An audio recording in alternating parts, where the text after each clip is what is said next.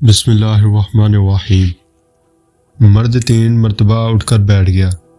27 جمادی الاول 1411 کو ایک پولیس افسر کا جنازہ قبرستان میں لایا گیا۔ جب اسے قبرستان میں اتارا جانے لگا تو اس کی قبر یکا یک ٹیڑھی ہو گئی۔ پہلے تو لوگوں نے اسے گورگن کا قصور قرار دیا، اس لیے دوسری جگہ قبر کھود دی گئی۔ جب جنازے کو دوسری قبر میں اتارنے لگے تو قبر ایک بار پھر ٹیڑھی ہو گئی۔ اب لوگوں میں خوف و ہراس پھیلنے لگا۔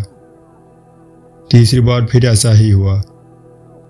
قبر حیرت انگیز حد تک اس قدر ٹیڑھی ہو جاتی کہ تدفین ممکن نہ ہو سکتی۔ بالآخر شرکائے جنازے نے مل کر میت کے لیے دعائے مغفرت کی اور 5ویں قبر میں ہر حال میں تدفین کا فیصلہ کیا گیا۔ چنانچہ 5ویں بار قبر ٹیڑھی ہونے کے باوجود زبردستی پھنسا کر میت کو اتار دیا گیا۔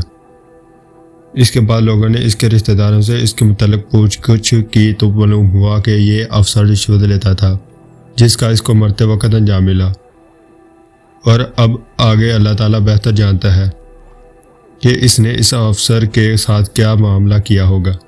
حضرت سیدنا عبداللہ ابن عباس رضی اللہ تعالیٰ عنہ سے مروی ہے کہ رسول اللہ صلی اللہ علیہ وآلہ وسلم عالی شان ہے، جو شخص کسی قوم کا والی اور قاضی مقرر ہو، وہ قیامت کے دن اس حالت میں پیش ہوگا کہ اس کا ہاتھ گردن سے بندھا ہوگا۔ پھر اگر وہ رشوت لینے والا نہ تھا، اس کے فیصلے بھی حق پیر مبنی تھے، تو وہ آزاد کر دیا جائے گا۔ اگر وہ رشوت خور ہوا تو وہ لوگوں سے مال لے کر حق کے خلاف فیصلے کرتا تھا تو اس کو جہنم میں پھینک دیا جائے گا اور وہ 500 کی راہ کے مسل گہرائی میں جا پڑے گا۔ اس حدیث مبارکہ سے رشوت خور کے انجام کے متعلق خوب عبرت حاصل ہوتی ہے۔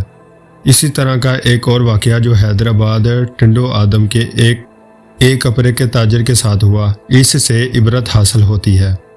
اخباری اطلاع کے مطابق قبرستان میں ایک جنازہ لایا گیا۔ امام صاحب نے جو ہی نماز جنازے کی نیت باندھی، مردہ اٹھ کر بیٹھ گیا۔ لوگوں میں بھگدڑ مچ گئی۔ امام صاحب نے بھی نیت توڑ دی اور کچھ لوگوں کی مدد سے اس کو پھر لٹا دیا۔ 3 مرتبہ مردہ اٹھ کر بیٹھ گیا۔ امام صاحب نے مرحوم کے رشتہ داروں سے پوچھا کیا مرنے والا سود خور تھا؟ انہوں نے اسبات یعنی وہاں میں جواب دیا۔ اس پر امام صاحب نے نماز جنازہ پڑھانے سے انکار کر دیا۔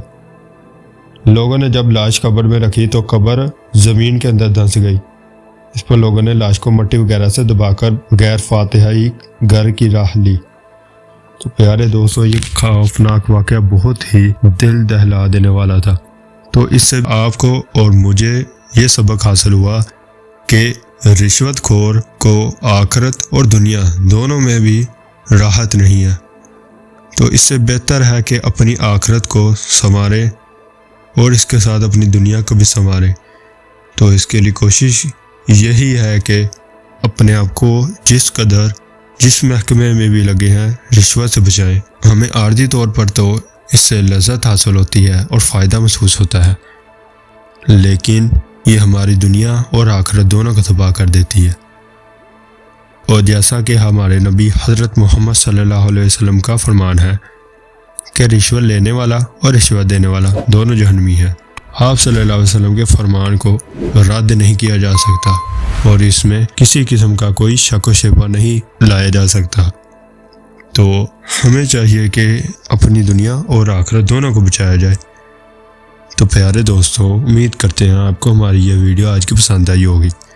اگر آپ کو ہماری یہ ویڈیو پسند آئی تو اس سے کچھ سبق سیکھنے کو ملا تو پلیز اسے لائک اور شیئر کرنا نہ بھولیے گا، خاص کر ان دوستوں کے ساتھ جو کہ رشوت وغیرہ والے کاموں میں پڑے ہوئے ہیں۔ اور اگر چینل پر نئے آئے ہیں تو چینل کو سبسکرائب کرنا نہ بھولیے گا۔